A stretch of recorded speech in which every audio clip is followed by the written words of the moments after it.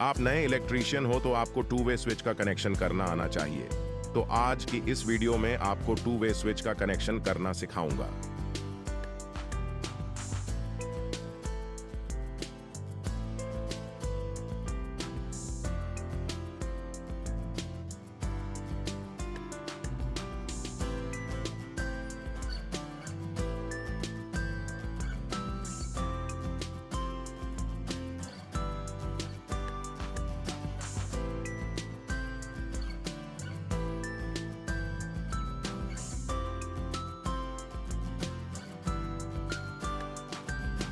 ऐसे ही वीडियो देखने के लिए यदुवंशी इलेक्ट्रीशियन चैनल को सब्सक्राइब करें, लाइक शेयर करें, फॉलो करना ना भूलें।